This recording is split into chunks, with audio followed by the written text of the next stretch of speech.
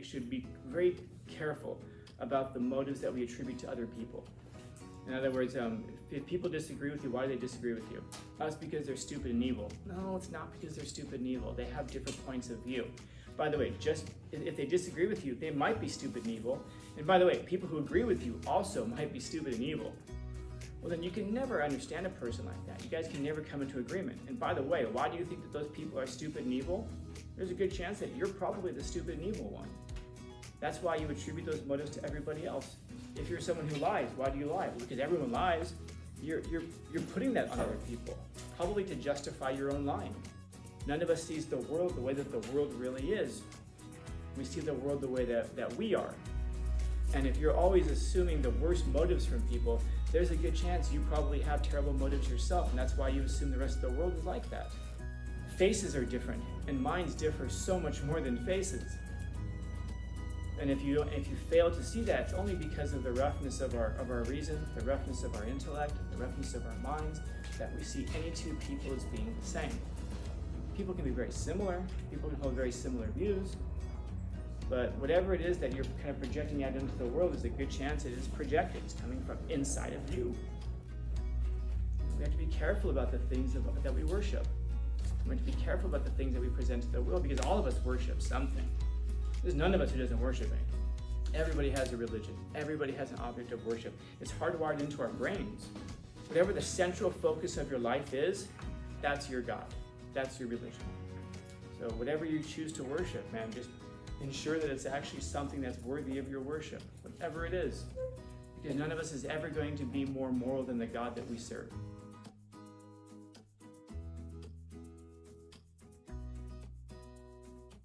Did we hear the story of Job?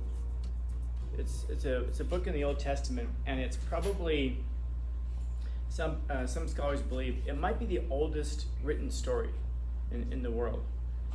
And the whole kind of point of the story is that Job is a guy who's very pious, he's very religious, he loves God, keeps sacrifices, does everything right.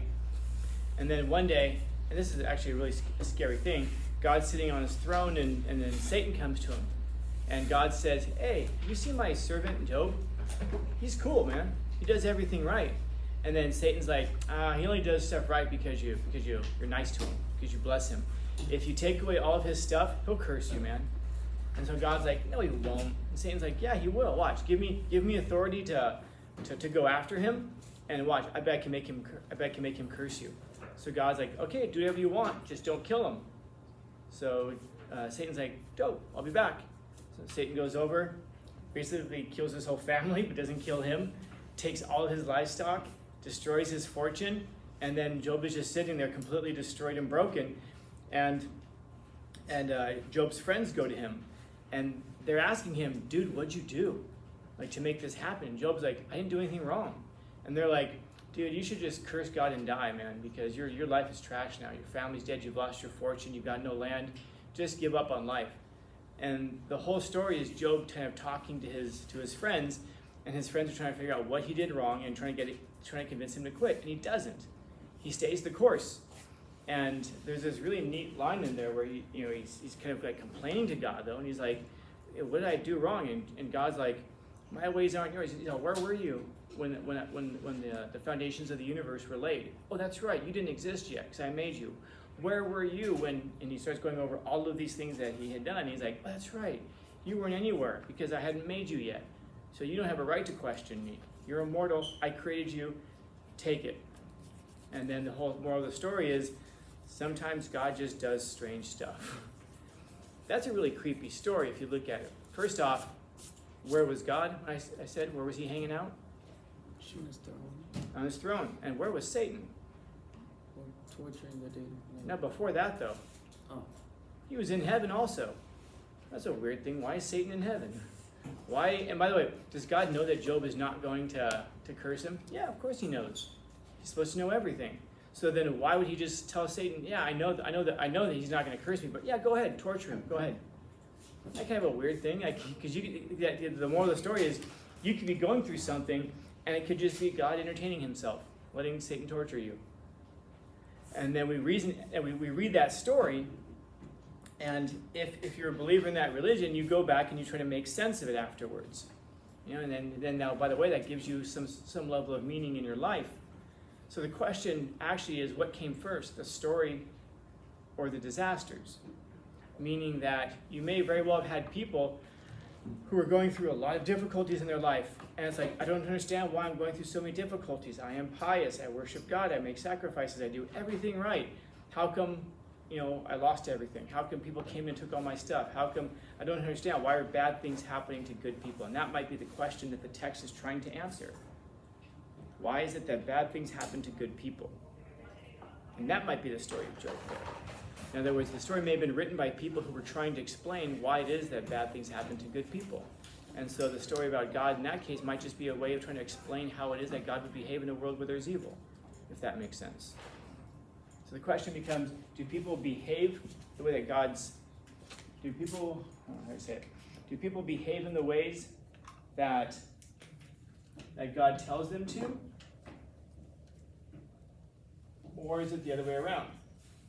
That people behave in a certain way, and then they create a God that explains their behavior. Does that make sense?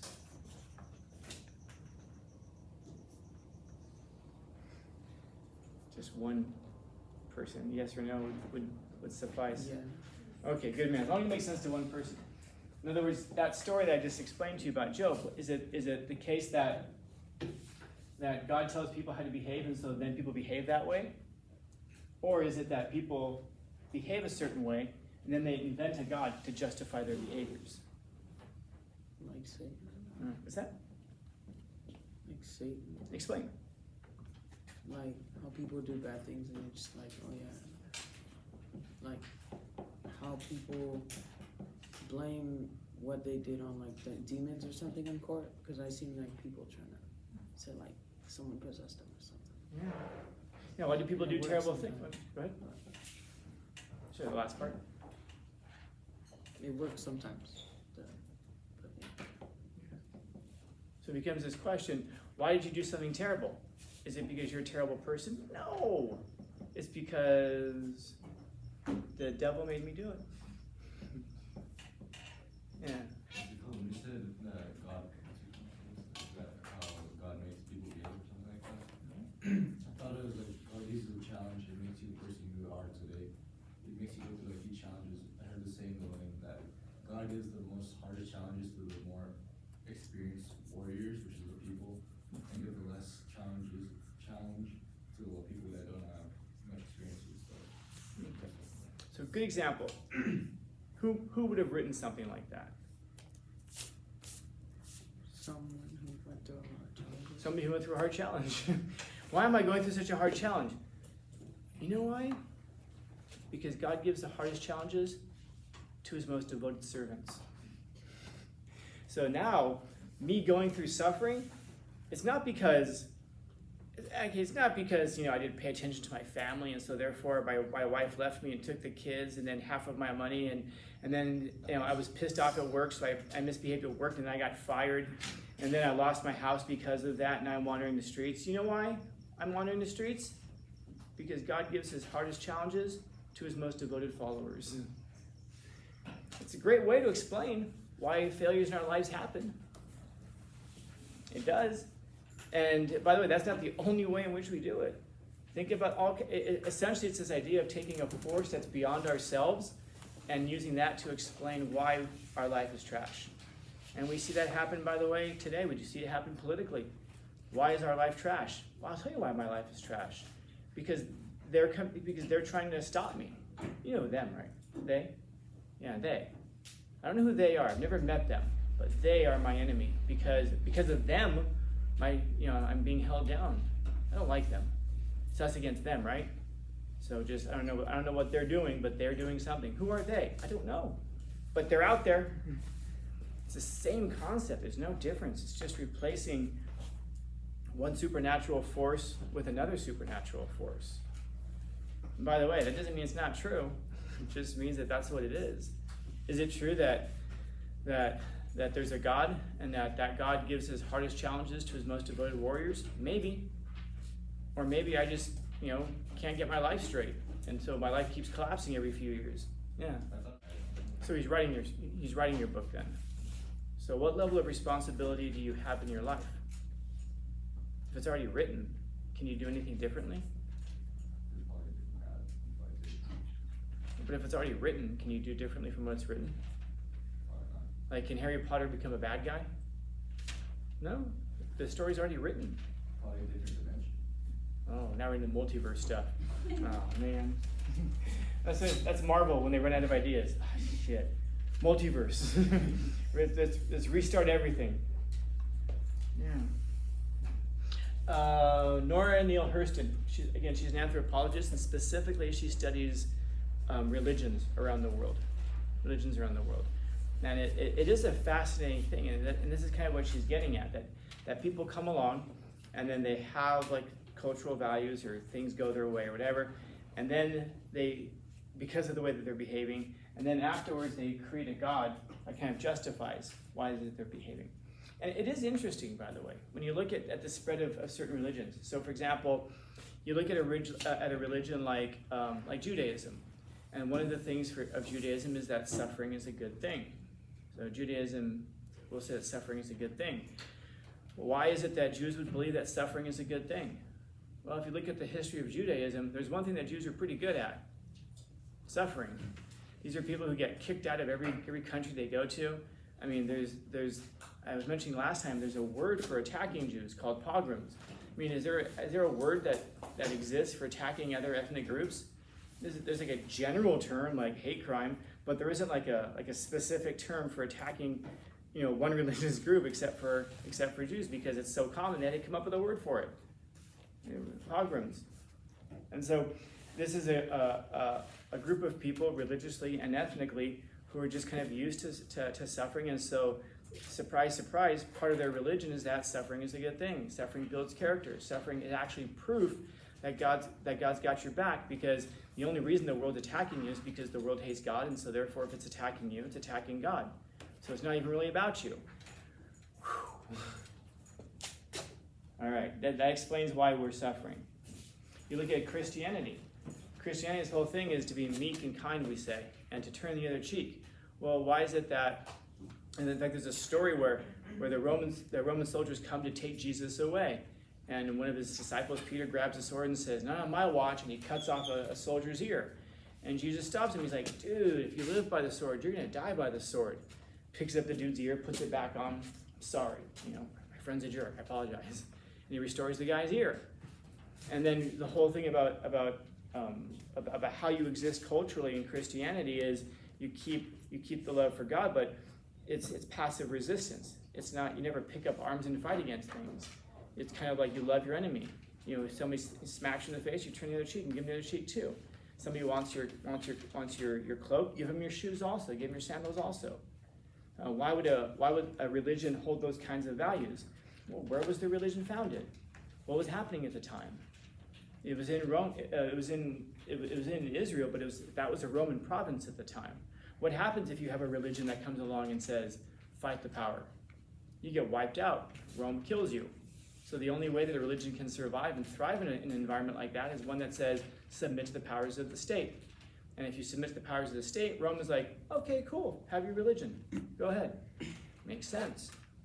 And then you fast forward a few years, 642 years, and you've got Islam being founded. Islam is founded as a religion that exists in an area where there are lots of gods. They're polytheistic. And so the very name Allah, which is the name of their God, the name itself means the God. Al means the, La means God, Allah. And so why is their God called Allah? Because he's the God among all the other gods that exist in this region at the time. And how is that religion spread? I'll give you a heads up. Peter would have fit in very well. They pick up the sword and they kill people, and then they expand their religion this way. But that makes sense because it's a religion that comes up at a time where, in order to survive, you have to be warlike, because it's a very hostile area of the world with a whole bunch of competing tribes and warring tribes. And so if you come along and you're passive and you're like, "Turn the other cheek," they're like, "Okay, cool," and they cut that side of your throat also. The only way that a religion can grow in an environment like that is if it's warlike. And you look at Hinduism, it's the same kind of a thing. You look at Zoroastrianism, same sort of thing. Shintoism. In other words, what she's getting at here is this idea that the gods that we invent behave very much like the people who invent them. You know? And by the way, I would suggest to you, the same is true about the devils that we invent, the demons that we invent. What I mean by that is, I wonder if anybody in here, like, okay, if you, I was talking last period that we should be very careful about the motives that we attribute to other people. In other words, if people disagree with you, why do they disagree with you? It's because they're stupid and evil. No, it's not because they're stupid and evil. They have different points of view. By the way, just if they disagree with you, they might be stupid and evil. And by the way, people who agree with you also might be stupid and evil. It isn't, the stupidity and evilness of it has nothing to do with their view. But if we oftentimes just assume and go, well, someone disagrees with me, it must be because they're evil, it must be because they're stupid. Well, then you can never understand a person like that. You guys can never come into agreement. And by the way, why do you think that those people are stupid and evil? There's a good chance that you're probably the stupid and evil one. That's why you attribute those motives to everybody else. If you're someone who lies, why do you lie? Well, because everyone lies. You're putting that on other people, probably to justify your own lying. You know, other people behave in terrible ways. Why? Because that's probably what you do. You know, if you say like, oh, this person got a promotion at work because the boss is corrupt, you're probably the boss. By the way, the boss might be corrupt. I'm not saying they're not. What I'm saying is that there's also a very good chance that they're not, but you're putting that on them because that's what's inside of you. None of us sees the world the way that the world really is. We see the world the way that we are. And if you're always assuming the worst motives from people, there's a good chance you probably have terrible motives yourself, and that's why you assume the rest of the world is like that. And so the devils that we create are oftentimes, again, representative of the people who we are.